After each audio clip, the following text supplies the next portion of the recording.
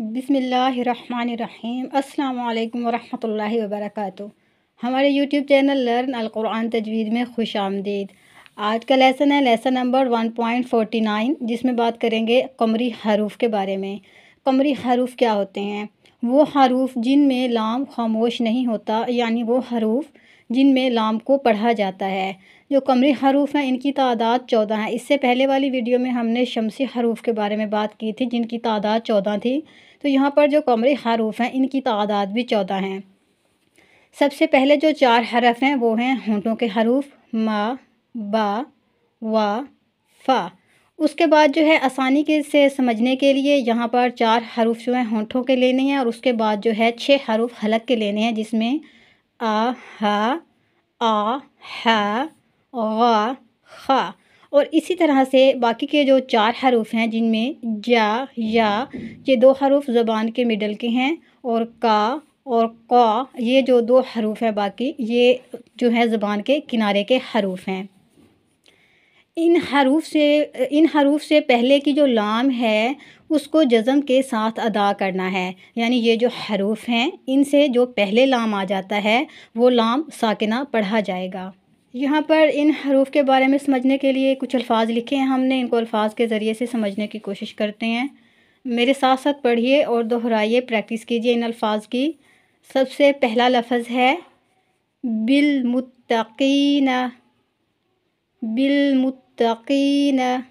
دیکھیے یہاں پر لام ساکن ہے اور میم جو ہے اس سے پہلے والا لام ہے، یعنی جو یہاں پر میم ہے یہ قمری حرف ہے تو پہلے والا لام ساکن ہو گیا۔ اسی طرح سے اگلا لفظ ہے بالبینات، بالبینات، وبالوالدین، وبالوالدین۔ اسی طرح سے آگے جو لفظ ہے پڑھیے میرے ساتھ ساتھ، پریکٹس کیجیے آپ بھی، دہرائیے۔ والفلک، والفلک، والجن، والجن، وبالیوم، وبالیوم۔ اسی طرح سے آگے ہے للکافرین، للکافرین،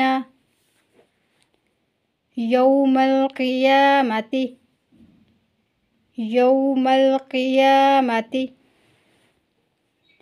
فی الارض، فی الارض۔ اسی طرح سے آگے جو لفظ ہے وہ ہے ہا کا۔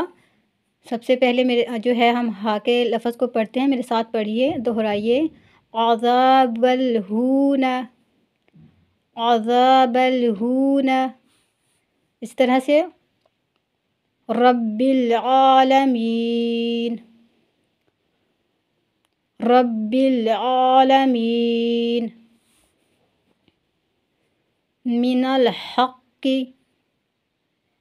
من الحق، متاع الغرور، متاع الغرور، هم الخاسرون، هم الخاسرون۔